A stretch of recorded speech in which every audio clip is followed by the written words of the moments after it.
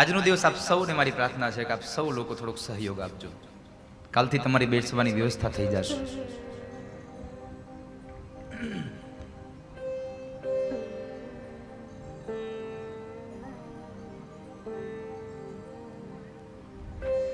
ગઈકાલ આપણે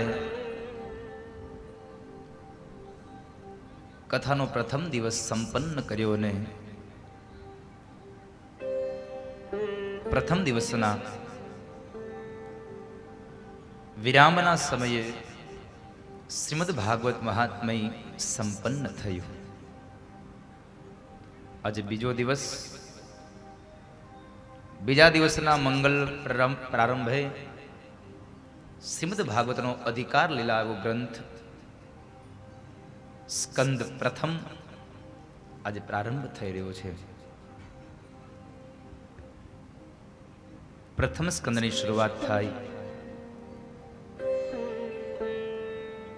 પ્રથમ સ્કંદની શરૂઆત કરતા ભગવાન બાદરાયણ વેદવ્યાસજી મહારાજે મંગલાચરણ કર્યું છે.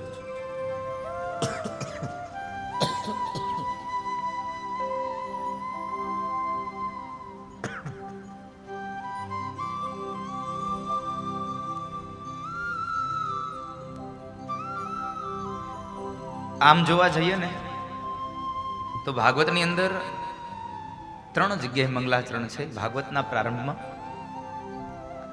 ભાગવતના મધ્યમાં અને ભાગવતના અંતમાં 3 વખત મંગલાચરણ થયું છે.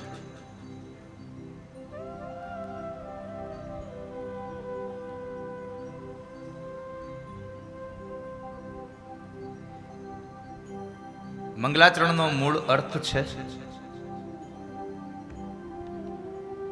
મંગલનું આચરણ. જેના જીવનનું મંગલ આચરણ છે એનું જીવન શ્રેષ્ઠ બને છે. મંગલ વસ્તુનું આચરણ કરો જેને લઈ અને આપણું જીવન ધન્ય બને, જીવન શ્રેષ્ઠ બને.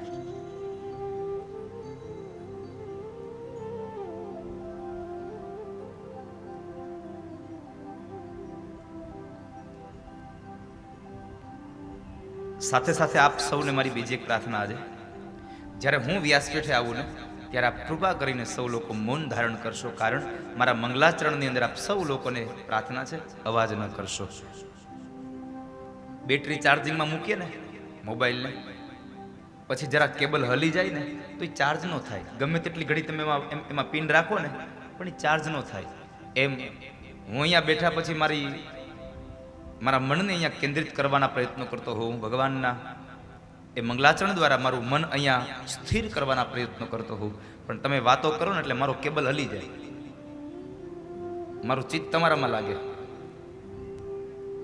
એટલે આપ સૌને મારી પ્રાર્થના છે કે મંગલાચરણના સમયે આપ સૌ લોકો મૌન ધારણ કરો.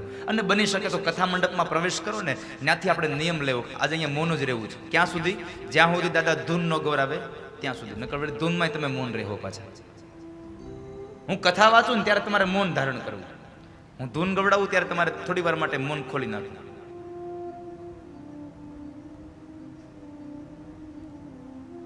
અને આ પરિવારને થોડીક બેઠક વ્યવસ્થા માટે પણ જે જગ્યાએ તમને પાસ મળ્યો છે એ જ જગ્યાએ બેસવાના પ્રયત્નો કરશો આપ,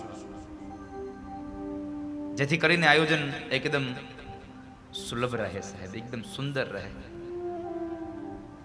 અને કથા તો ગમે ત્યાં બેહીને સંભળાય. થોડું જરૂરી છે સોફામાં બેહવું.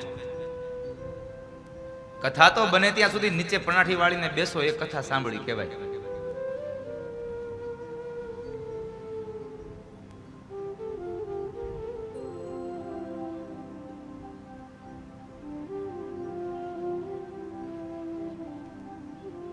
તો 3 જગ્યાએ મંગલાચરણ કર્યું છે. મને એમ લાગે છે 3 જગ્યાએ મંગલાચરણ કરવાનો એની પાછળનો કંઈક ઉદ્દેશ હશે, કોઈ ભાવાર્થ હશે, તો જ એણે 3 જગ્યાએ મંગલાચરણ કર્યું હોય.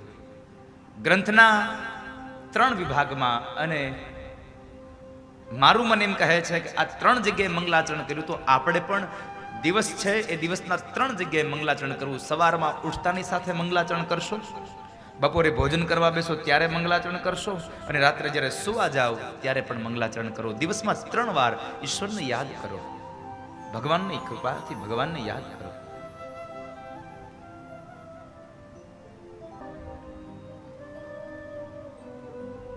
3 જગ્યાએ મંગલાચરણ, સવાર, બપોર અને સાંજ. તો એક જ દિવસ મંગલાચરણ ના, આ જિંદગીમાં પણ 3 જગ્યાએ મંગલાચરણ કીધું છે. બાલ્ય અવસ્થામાં પણ મંગલાચરણ કરો, યુવાની અવસ્થામાં પણ મંગલાચરણ કરો અને વૃદ્ધાવસ્થામાં પણ ભગવાનનું મંગલાચરણ કરો, જેથી કરી અને આ જીવન શ્રેષ્ઠ બને, જીવન ધન્ય બને. બાપ, જીવનને મંગલ બનાવવાના પ્રયત્નો એટલે મંગલાચરણ, મંગલનું આચરણ છે.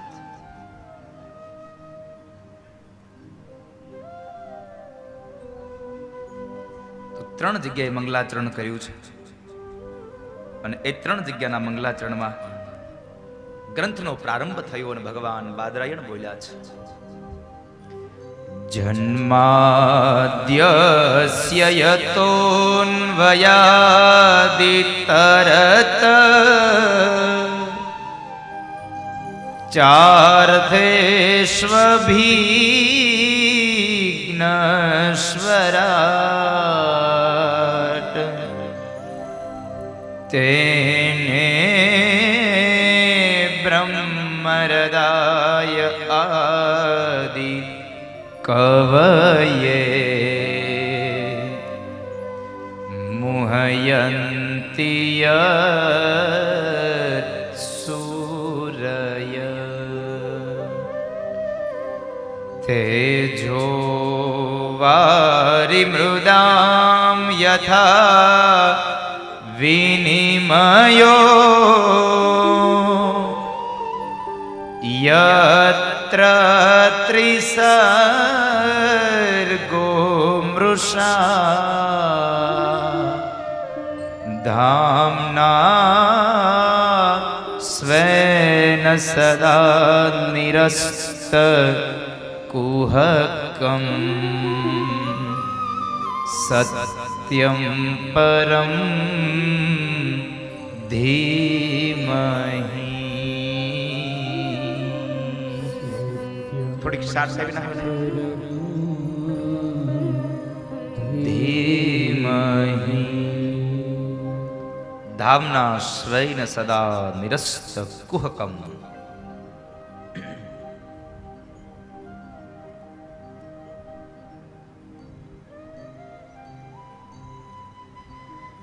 જન્માદિ જેના ઘણા જ હેતુઓ છે. ધામના સ્વેન સદા નિરસ્ત કુહકમ સત્યમ પરમ ધીમહિ.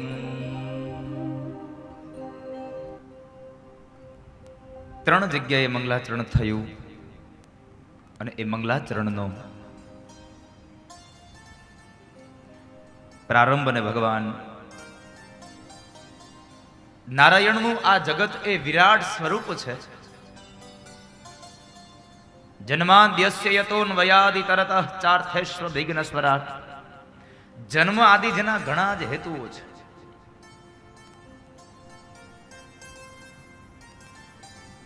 જેણે આ જગતનું નિર્માણ કર્યું છે, જેણે આ જગતને ચલાવે છે અને જે આ જગતને ફરી પાછા સમયાંતરે એનો લય કરે છે, એનો નાશ કરે છે. ભગવાનના ત્રણ કાર્યો છે: ઉત્પત્તિ, સ્થિતિ અને લય.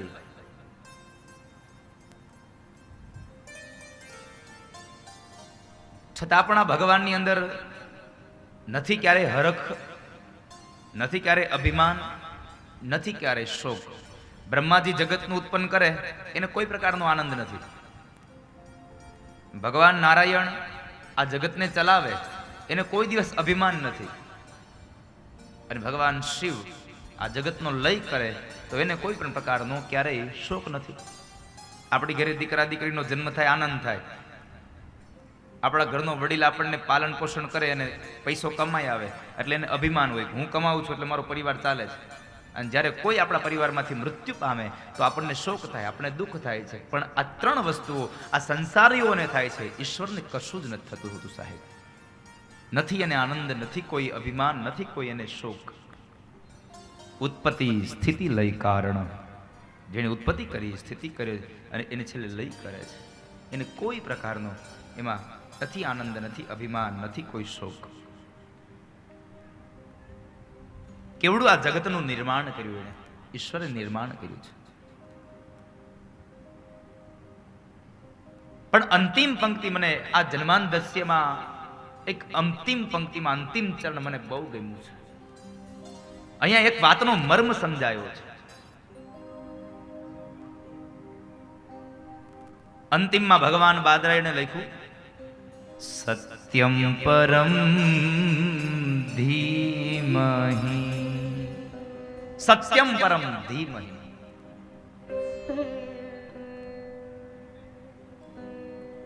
શા માટે સત્ય લખ્યું? મારા હાથમાં કલમ હોય તો હું મારે જે લખવું હોય તે લખી શકું. મને અધિકાર મળ્યો છે લખવાનો, તો મને જે લખવું હોય લખી શકું. છતાં પણ એ માણસે કોઈ ભગવાનનું નામ ન લખ્યું અને એ ભગવાનના નામને બદલે એમણે શબ્દનો પ્રયોગ કર્યો, સત્યમ પરમ ધીમહિ. સત્યને લખ્યું છે. શા માટે? આની પાછળનો બહુ મોટો એક ઉદ્દેશ હતો ભગવાન બાદરાયણનો. એને 5000 વર્ષ પહેલા એક વિચાર આવ્યો કે જો હું અત્યારે લખી નાખીશ ને કે કૃષ્ણમ પરમ ધીમહિ, તો વૈષ્ણવ એમ કહેતા ફરતા હોત આ ગ્રંથ અમારો છે. જો રામમ પરમ ધીમહિ લખ્યું હોત તો એ રામને ભજવા વાળા લોકો એમ કહેશે કે આ ગ્રંથ અમારો છે. શિવને લખ્યું હોત તો શિવને ભજનારા લોકો એમ કહેતા હોત કે આ ગ્રંથ અમારો છે.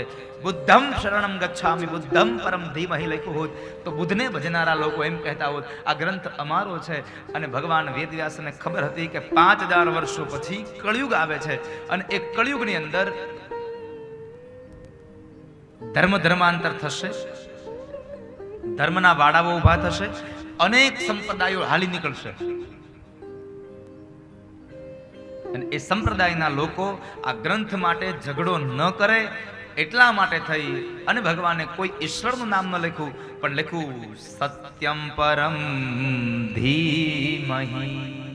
સત્યમ પરમ ધીમહિ. સત્યનું આચરણ કરજો, સત્યનો આશ્રય કરજો. બા સત્યનો આશ્રય કરવાથી માણસની ગતિ થાય છે, ભગવાનના ધામનો અધિકારી બને છે. અને સત્ય એટલે ઈશ્વર. અને સત્ય હંમેશા એક જ હોઈ શકે, ક્યારેય સત્ય બહુવચન ન હોય. સત્ય હંમેશા એક જ હોય. આ સત્ય છે, આ સત્યો છે નહીં, આ સત્ય છે. હંમેશા એક વચન હોય. ઈશ્વર તો એક જ છે, રૂપ અનેક છે એના રૂપો અનેક છે, નામ એના અનેક છે, બાકી તત્વ તો એક જ છે સાહેબ. તો એ ભગવાને આપણું નિર્માણ કર્યું, સત્યનું આચરણ કરવાની વાત બતાવી. આ જગતનું નિર્માણ થયું, એ જગતમાં ભગવાને કેટલી વસ્તુઓને આ બધું નિર્માણ કર્યું અને કેવું યથા યોગ્ય સમય જ યથા સ્થાને. જરાય આડાવડું નહીં હો. જે જગ્યાએ જે વસ્તુ શોભે એ જ જગ્યાએ ભગવાને એ વસ્તુ મૂકી છે, બાકી આડાવડું કઈ નહીં.